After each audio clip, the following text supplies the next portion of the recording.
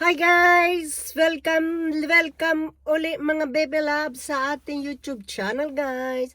Ngayon guys is Friday. So, vlog lang tayo ngayon guys kasi galing nga pala ako guys sa Pilipinas. Update lang para sa mga uuwi ng Pilipinas. Yung pag-uwi, kung sino man na uwi dito sa Pilipinas, guys, short information lang to. Kailangan nyo pa rin ng e-travel. Kasi guys, hahanap, i-scan nyo yan doon sa Robotar dyan sa may airport sa atin sa Philippines, sa Manila. Tapos, wala nang immigration yung papunta nyo doon. Kayo na mismo ang mag-i-scan ng passport nyo doon sa machine nila at kukuha ng kayo doon ng picture. So kumbaga yung papunta doon wala nang hawak ng passport nyo. Pero pag pabalik kayo guys, may immigration pa din. Yung sa travel tax, hindi na rin nila hahawakan yung passport nyo. Bali, ikaw lang ang magpapakita sa kanila ng passport. Bubuksan mo yung passport mo kung saan yung nakalagay yung picture mo nandoon. Tapos, kung mayroon kang ID na nakatira sa ibang bansa, yun kukopyahin nila yung kukunan nila ng picture yung pero hindi na nila hahawakan ang iyong passport. Pero doon sa check-in guys, hahawakan pa rin nila yung passport mo. Kasi nga tinanong ko yon kasi sabi ko bakit kailangan nyo pang tignan yung passport. Kasi guys wala pang machine yung paglabas mo ng Philippines. Wala pang machine doon na yung i-check-in mo yung bagahe mo. Kailangan pa talaga nilang hawakan yon. Pero sabi ko nga, ang advice ko lang sa inyo, kung alam nyo kung paano mag-book ng flight online, gawin nyo na lang yung ganun. Kasi guys, pag naka-book kayo ng online, hindi na kayo pipila ng mahaba sa airport sa atin sa Pilipinas, sa Ninoy International Airport. Kasi may nakalagay na doon na online booking, tapos doon kayo pupunta. Kasi pag hindi kayo nag-online booking guys, ang haba ng pila. Grabe. Yung isa nga doon na kasabay yata nung isang Pilipina doon, grupo yata sila. Tapos na-late sila ng dating. Ngayon palipad na daw yung eroplano. Nandun pa sila sa check-in. Kasi ang dami daw taong haba ng pila.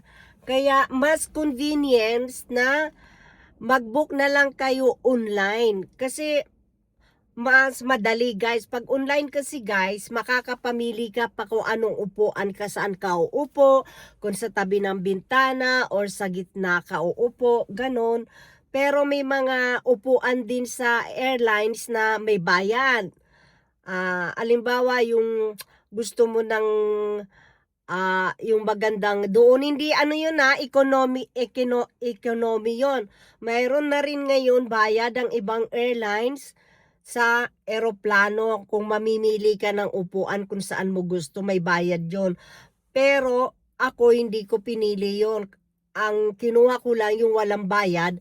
Pero pwede ka rin doon pumili kung saan mo gusto, kung sa tabi ng bintana or sa gitna, ganon.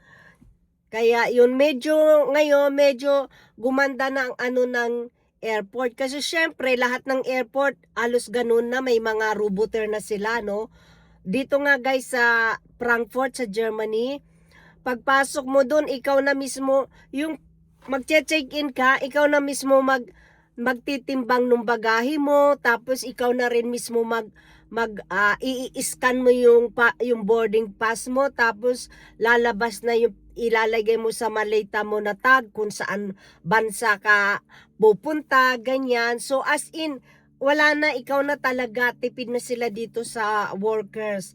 Pero dyan sa Pilipinas, yung check-in, ano pa din, hindi pa din roboter. Yun lang papunta doon, yung immigration, wala na.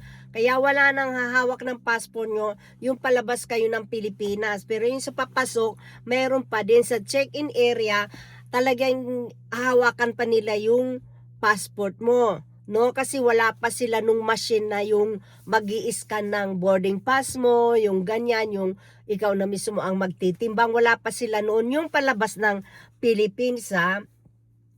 Kaya yun lang ang update ko sa atin sa Pilipinas. At saka sobra ng mahal ng mga bilhin doon. Grabe.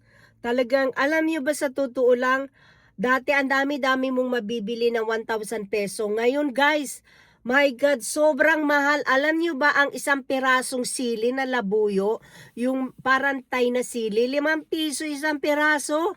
Grabe. Tapos ang ano na, kaya kung uuwi ka talaga doon, kailangan mo talaga ng yung talagang kung ikaw ang gagastos, kailangan mo talaga ng pera. Kasi guys, talagang wala.